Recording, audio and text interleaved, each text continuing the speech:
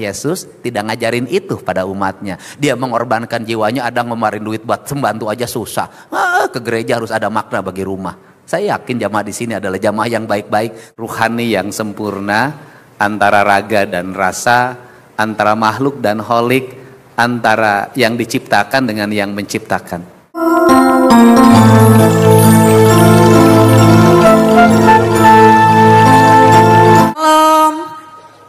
Sampurasun. Rampes. Kurang semangat. Kurang semangat. Sampurasun.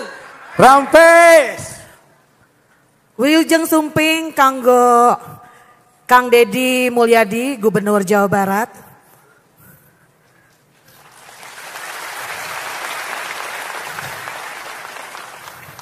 Sakali deui nya Kang ya. Wilujeng sumping Kang Deddy ka pangaresnana tiasa linggih di tempat simkuring sareng wargi-wargi jemaat GBI Betel Mekarwangi ngaros bagja ku kasumpingan Kang Deddy Mulyadi di ieu tempat.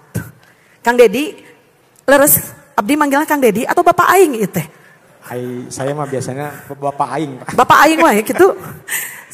Hatur nuhun Kang Deddy pastiasa sumping ka dieu nya.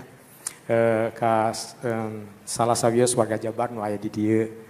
Mangga salajengna Kang Deddy di haturenan kanggo nyampaikeun amanah atau harapan kanggo GBI Jemaat Mekarwangi. Di haturenan mangga Kang Deddy.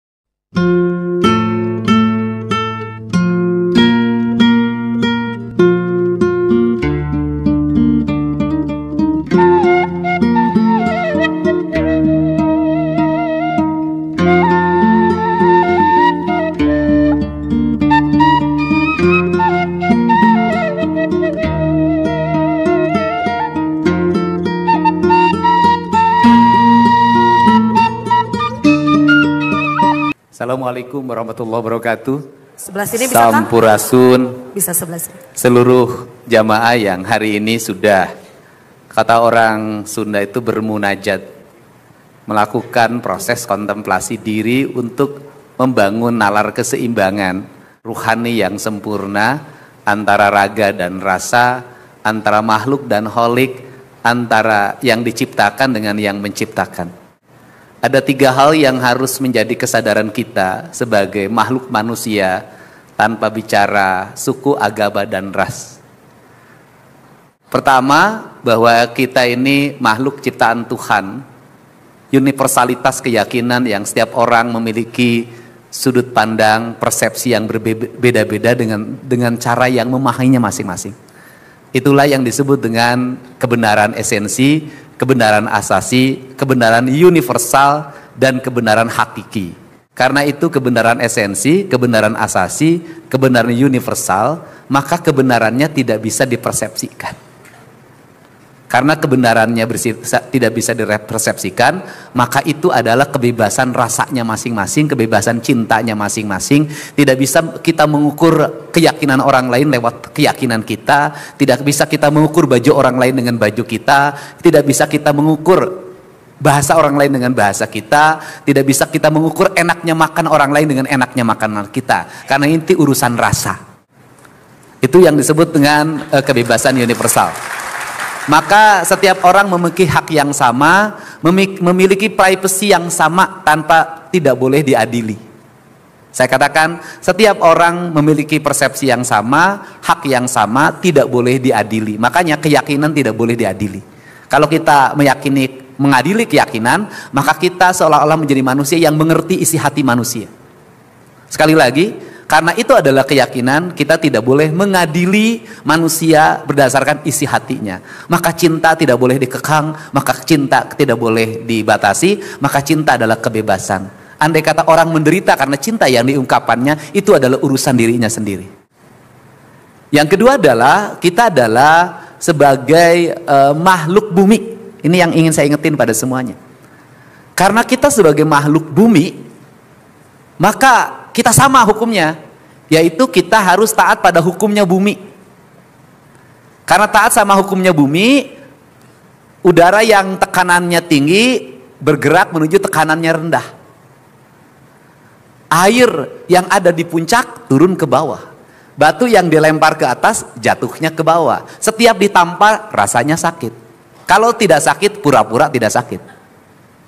Nah, karena kita makhluk bumi, kita ini setara, kita ini sama. Hukumnya sama. Hukum gravitasi itu sama. Hukum tekanan udara itu sama. Seluruh IPA itu sama ajarannya. Tidak pernah ada pelajaran IPA di sekolah. Ini buat Katolik, ini buat Protestan, ini buat NU, ini buat Muhammadiyah. Tidak ada. Semuanya sama. Karena semuanya sama, maka deritanya pasti sama. Kalau orang ngebabat gunung habis-habisan, banjirnya kebagian semua. Itu banjir nggak pernah nanya, ini jamaah mana ya? Nggak bisa.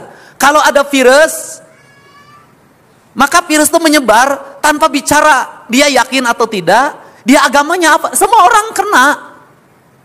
Karena itu apa sih yang saya usung ketika saya jadi gubernur hari ini adalah mengusung mari kita kembalikan cinta itu adalah kembali beragama berdasarkan keyakinannya, itu hak pribadi masing-masing. Tapi kalau berperilaku harus sama, bertindak harus sama karena ini urusan bumi, karena ini urusan dunia.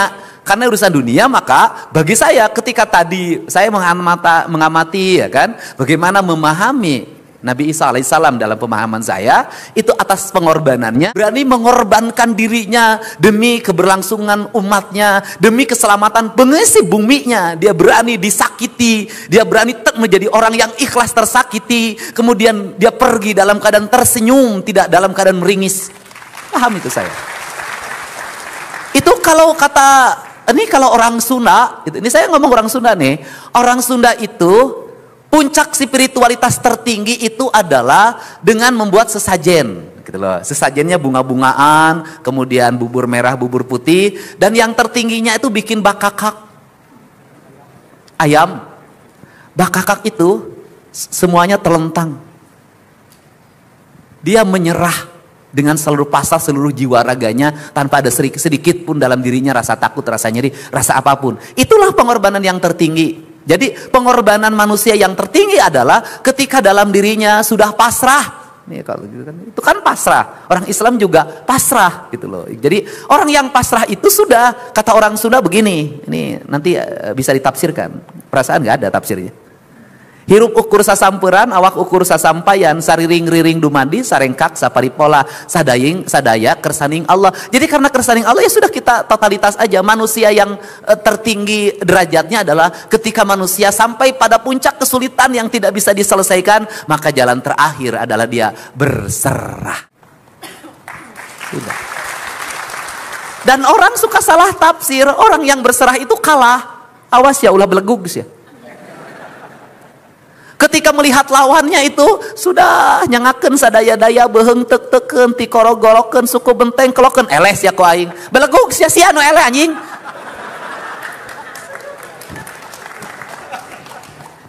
Yang kalah itu ketika orang sudah begini lantas masih begini merasa paling hebat, kamu yang kalah, dia yang menang. Maka berhati-hatilah ketika kita menyakiti orang yang orang itu tidak melawan. Hati-hati. Kenapa? Dialah pemenang dari sebuah pertarungan.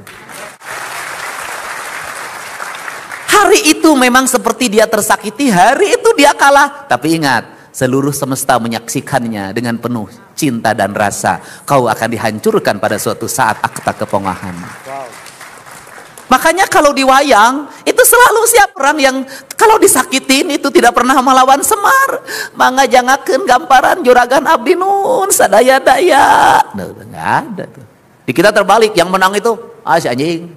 Awas ya, tesian eleh. Nah, itu makanya tiluhi-tiluhinya mengajarkan itu, mengajarkan penyerahan, mengajarkan kepasrahan. Sama Islam juga mengajarkan kepasrahan, totalitas disebutnya. Nah, karena ini bumi, maka saya ngajak pada semua nih yang merasa mencintai Jawa Barat, yang merasa mencintai Nabi Isa alaihissalam, Bapak dan Ibu bilangnya yes, Tuhan Yesus, sudahlah. Betapa bumi ini disakiti oleh kita semua. Tanah ini kan ibu kita, sebutnya ibu pertiwi. Orang Sunda nyebutnya Sunan Ambu. Betapa kota Bandung itu begitu sakit. Tanah digali, disimpan beton. Apa tanah nggak sakit? Orang Sunda itu sebenarnya nggak boleh. Dia harus di atas, nggak boleh ada yang tersakiti di tanah itu orang Sunda. Tapi saya baru setengah Sunda, setengah modern. Nah, kemudian betapa sakit. Itu Citarum, sudah di atasnya ibu kandungnya, yaitu pohon-pohon yang rindang dan besar tuh, dibabat habis, kuno hayang benghar, geus benghar anger teu benghar-benghar. Kenapa nggak sebenghar-benghar? Sudah duitnya banyak, masih ngemplang terus, makin ngerampok terus, masih nyuri terus, masih ngambil hak orang terus. Ari siarek modar, nah 1000 tahun deui isukan ge pae. Udah sakit, Pak. Terus turun lagi ke bawah, sakit lagi, nu modal kasusukan. Limbah rumah tangga deterjen dimasukin ke air lagi. Kemudian limbah pabrik ke air lagi. Anda berdoa di gereja, Anda berdoa di masjid, merasa diri paling ahli ibadah. Anda buang limbah racun ke pabrik ke Citarum, bohong ibadah Anda. Wadul. Kenapa? Anda berbuat tidak baik. Mencuci barang tambang dengan merkuri. Anda uang itu disumbangin ke gereja, Anda uang itu disumbangin ke masjid. Orang tahu menyebut Anda adalah ahli ibadah, ahli sosial, orang dermawan. Tuhan mengutuk Anda. Anda telah menutup kejahatan Anda dengan kebaikan. Kejahatan tidak bisa ditutup dengan kebaikan. Tidak bisa. Catatannya tetap ada, hukumannya tetap ada. Yang ada hanya menjadi tolak bala saja. Bohong kalau bisa dihapus, nggak ada. Hutang di bank bisa dihapus, dosa nggak bisa. Tetap harus ada tebusannya, harus ada nanti dicuci dulu. Ngenah wae saya digratiskan, nggak bisa. Nah, ini saya ngikutin. Nah, apa sih problem Indonesia, problem Jawa Barat hari ini adalah dosa pada alam. Sudah, titik. Udah. Itu dosa pada alam. Ini rusak, Pak. Ayo. Sudah. Anda tiap hari rekreasi ke puncak, oh asik. Di puncak, ya. Puncak itu tempatnya ente, tempatnya pohon, diganti jadi pila. Banjir, Pak, mati orang di Cisarua, sengsara di Bekasi, sengsara di Jakarta. Anda menjadi ahli ibadah? Tidak, Anda adalah pembuat kerusakan. Jadi saya ngajak pada gereja, pada masjid semuanya, mari kita bersama-sama hari ini dan ke depan taubat. Taubat kita adalah taubat ekologi, taubat pada yang kita telah menista ciptaan Tuhan, yang kita tidak mengerjakan sebagaimana fitrah penciptaannya. Kenapa? Hidup pengen harmoni, hidup ingin damai. Orang kaya punya rumah di kota Bandung, punya rumah di Jakarta, ada kolam renangnya, ada salonnya, pakai lift naik ke lantai atasnya, kamarnya gede, kamar mandinya segede lapang sepak bola. Ya kan, ruang TV-nya ada, ruang keluarganya ada, rumahnya nggak pernah diisi. Kalau Jumat dan Sabtu pergi ke gunung. Kalau Jumat dan Sabtu pergi ke gunung, berarti rumah yang megah pakai AC itu tidak membuat Anda damai. Tetap saja, tempat yang terbaik untuk menyepi adalah gunung. Lahirlah healing. Siapa yang suka healing? Orang-orang agar eling. Healing itu orang-orang agar eling. Karena apa? Karena orang-orang yang eling hidupnya senantiasa tenang, tentram, dan damai. Karena dia eling pada 3, eling ka Gusti, eling ka diri, jeung eling ka sasama hirup. Sing areling urang kabeh teh. Terakhir, kita juga harus ini, saya ngingetin juga, berpasrah. Kita harus menghormati pengorbanan sopir kita. Udah, kita menghormati pengorbanan Yesus. Ya, Yesus juga menyuruh kita harus menghormati pengorbanan supir. Supir Anda bersama istri muda, sopirnya nungguin 2 jam. Dia istrinya ditinggalin, bener nggak? Suaminya lagi nakal-nakal di Bandung dugem, dak laki-lakinya, sopirnya nungguin di luar. Dia sudah nggak ketemu istrinya beberapa bulan. Pulang mabuk dari dugem, sopirnya nungguin harus jaga rahasia ke istrinya. Dia ngorbanin anak-anaknya untuk nganter anak-anak kita, dimanjain masuk sekolah, dianterin. Kita mengorbankan kehidupan pembantu kita, ngurus anak kita jadi baby sister, tapi dia lupa mengurus anaknya sendiri. Demi uang, demi kehidupan. Dia menyiapkan makan enak bagi kita, tapi dia lupa menciptakan makan anak bagi anak-anaknya di rumah. Pengorbanan. Karena kita punya uang, kita tidak bisa berbuat sesuka pada setiap orang. Saya pakai baju bersih seperti ini karena ada kuli nyuci. Saya bisa bersih rapi karena ada tukang cukur.